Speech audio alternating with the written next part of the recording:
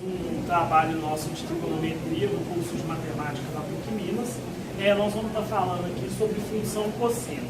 A função cosseno é uma função definida de R em R, ou seja, dos números reais nos números reais, né? A imagem dessa função ela está compreendida entre menos 1 e 1, tá? E o domínio dela é os números reais do tipo capi. Lembrando que como a gente está trabalhando com ângulo, né, que é uma função, no caso seria y igual a cosseno x, esse x aqui ele tem que estar em radianos. E aí por isso a gente usa esse termo capi, né, o pi significando aí, né, dando ideia dos radianos. Bom, então, no caso, no eixo X, a gente teria o capi, né, o eixo dos radianos, e no Y, né, o eixo numérico, seguindo aí de menos 1 a 1, que seria compreendido todos os pontos da nossa função, né? Então, os pontos estariam aí de 1 positivo a 1 negativo.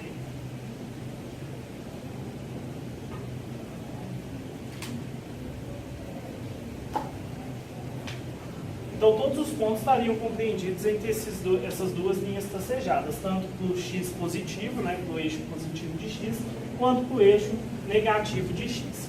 Bom, a ideia lá daquelas musiquinhas que você ficava cantando para poder lembrar os ângulos notáveis também serve aqui para a função cosseno. Nesse caso aqui, a gente quer mostrar a continuidade da função cosseno, para a gente assim conseguir plotar o gráfico.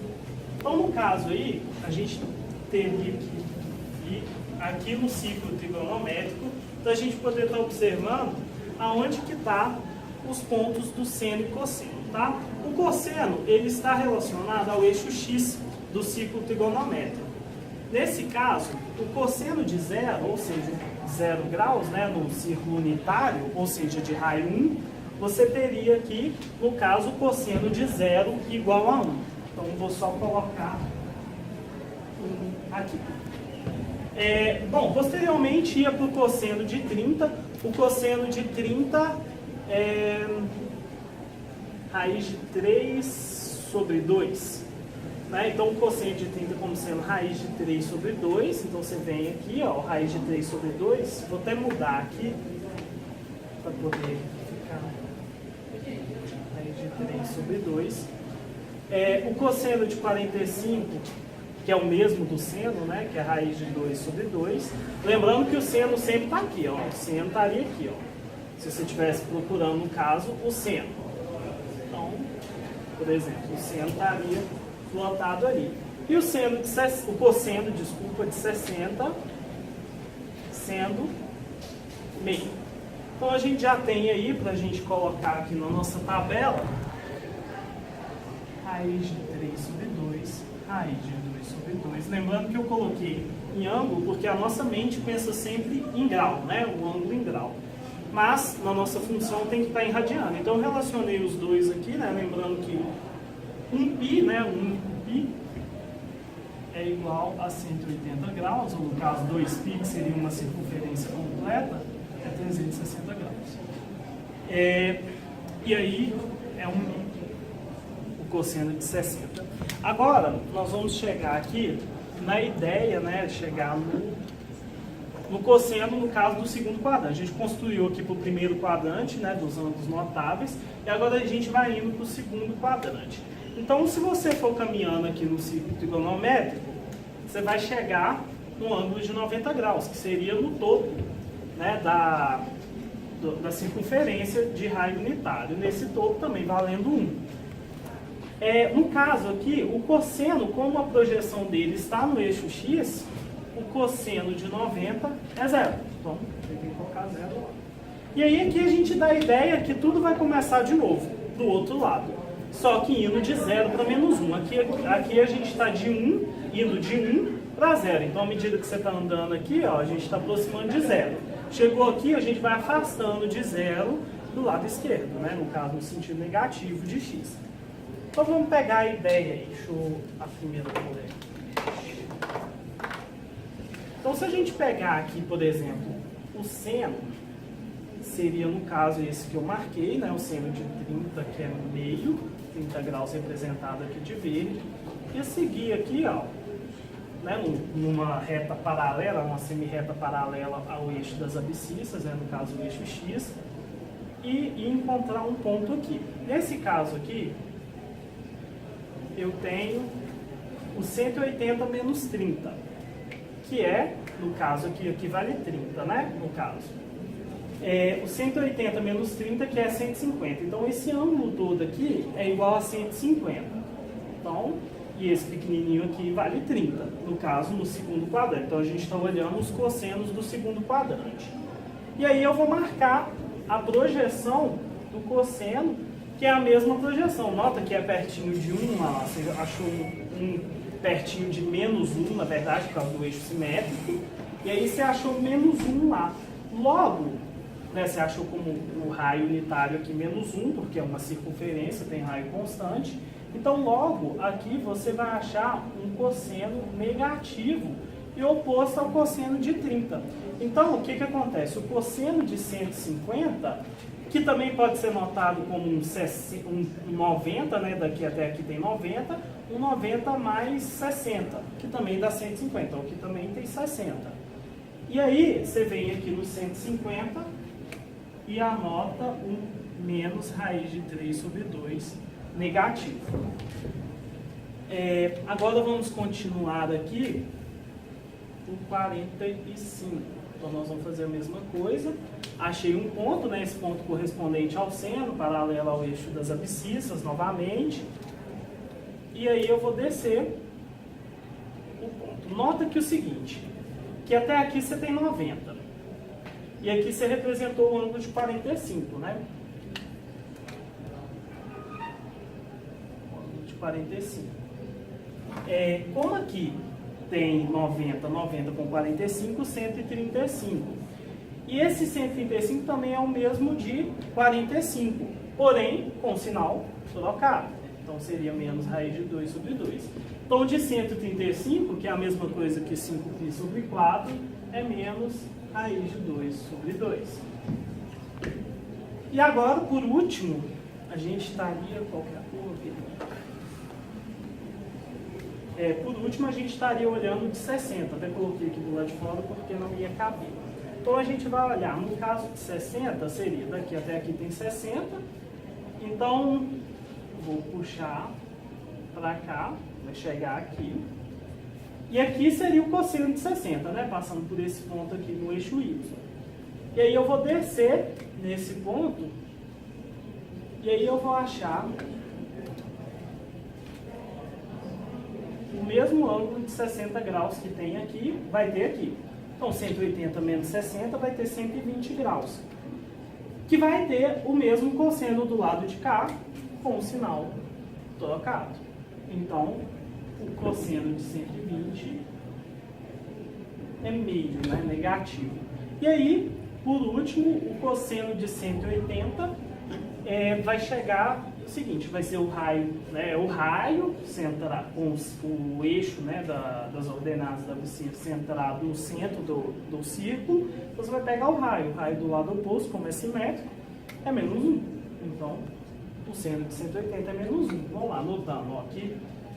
0, 90, 180, então a menos 1. Se eu fosse andar mais uma vez, então eu ia sair de 180 para 270, e aqui também vale 1, eu ia ter cosseno 0.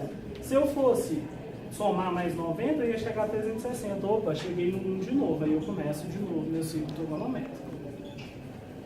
O ciclo trigonométrico que construímos, nós também construímos essa tabela. No caso, o que a gente quer mostrar com a tabela? A gente quer mostrar a simetria, né, com relação ao eixo do cosseno. E com isso também é legal a gente falar também dos ângulos côncavos, né, ou seja, ângulos congruentes. Quando você pega um ângulo muito grande, por exemplo, 720 graus, opa, o que é isso? O que seria o cosseno de 720 graus? A mesma coisa que o cosseno de 2π. No caso, o que o 720 graus é? É 2 voltas completas na circunferência. Com isso, a gente prova a ideia de continuidade da função, né? A gente mostra essa ideia de continuidade para poder falar justamente a questão com relação ao domínio, né? Domínio é né, os reais, ou seja, todos os reais têm uma imagem dentro de menos 1 e 1. No caso aqui, a gente construiu um círculo trigonométrico para poder mostrar os sinais do cosseno. No caso aqui, o cosseno ele tem projeção no eixo X. Quando ele está no primeiro quadrante, todas as projeções aqui acontecem no eixo X positivo. Quando está no segundo, o eixo X negativo. No terceiro, negativo novamente. E no quarto, passa a ser positivo também. Então, para isso a gente já tem ideia do que vai acontecer com a nossa função. De 0 até π sobre 2, né, no caso, que é o que a gente andou até aqui, de π sobre 2 até π, e de π até 3π sobre 2, e posteriormente π sobre 2 até 4π.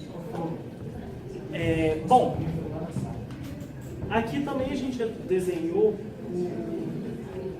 os eixos do nosso sistema cartesiano.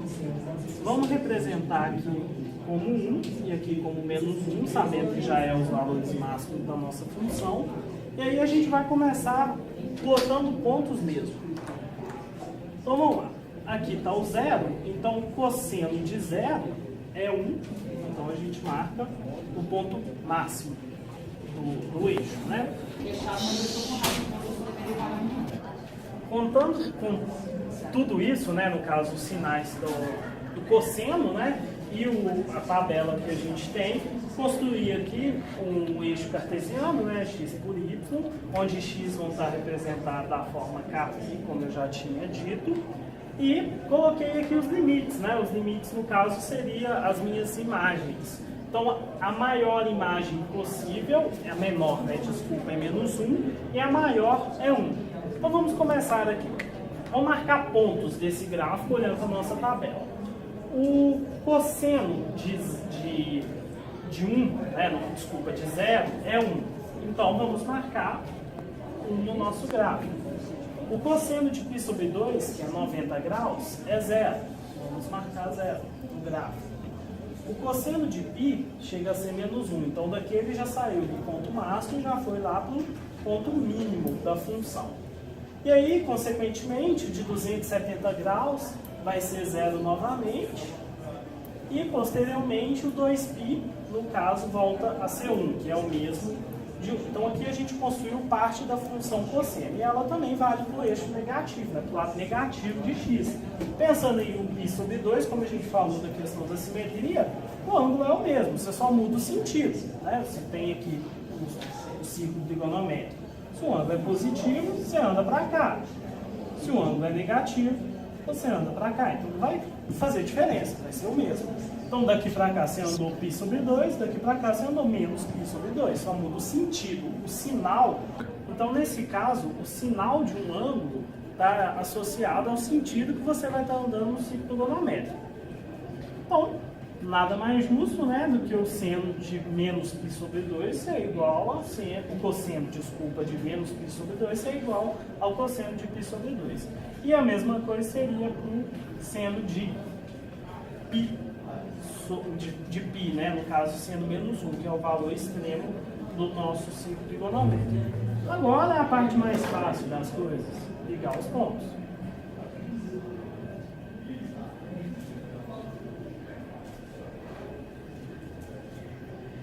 Então a ideia do cosseno é esse. Funções trigonométricas como seno, cosseno, elas são de forma cíclicas, então elas vão acontecendo à medida que o eixo, né, no caso que o ciclo trigonométrico vai rodando na função. Então aqui nós já estamos construindo a ideia da nossa função. Essa função seria uma f de x igual a um cosseno x. O que pode acontecer é você ter uma função, de certa forma, composta com essa.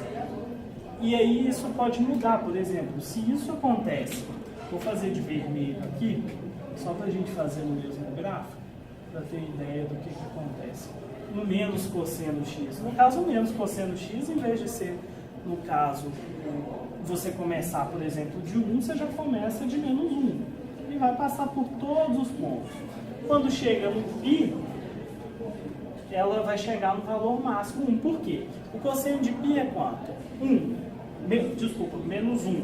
Quando você faz menos 1 vezes menos 1, dá mais 1. Então você vem aqui para cima. Então ele vai inverter todos esses valores aqui. O zero não vai fazer diferença, porque cosseno de zero o zero não, desculpa. Quando o cosseno é zero, no caso quando é π, então, por exemplo, cosseno de π sobre 2 é zero. Se é 0 menos 1 vezes 0 não fez diferença nenhuma, então continuando as mesmas coisas, né? Então esses pontos aqui seriam interseção desses dois gráficos. E, né, aqui no caso a gente tem o menos cosseno e aqui o cosseno. É só para ter uma ideia mesmo do que acontece quando você tem cosseno e menos cosseno. Damos uma animação no GeoGebra aqui. O GeoGebra é um software educativo, né? E aí eu botei aqui a função f de x cosseno x. Na verdade, essa função é f de x a mais b cosseno de x mais c, tá? O x mais c está dentro da função. Então vamos lá, aqui no caso eu tenho a função normal, que eu desenhei lá para vocês, né? E aqui eu vou mexer com um pouquinho, literalmente, brincar com os parâmetros. E aí, por exemplo, quando eu mexo com o A eu vou trabalhar com a minha linha média da função. Nesse caso aqui, ó, a linha média era 0, né? Eu acabei mexendo com ela aqui. E o que acontece? Eu estou apenas deslocando minha função em relação ao eixo x. Não está acontecendo mais nada com a minha função. Por exemplo, se a função está normal, o valor máximo dela é 1 e o valor mínimo é menos 1 e a linha média é 3, logo o valor máximo que essa função vai atingir é 4. Então não vai ter mais nenhum tipo de diferença, né? Na verdade, a linha média só mexe com onde a função vai estar em relação ao eixo x. Então, por exemplo, se ela está a 5, ela está 5 unidades acima do eixo x. Né? No caso, 5 unidades de y acima do eixo x.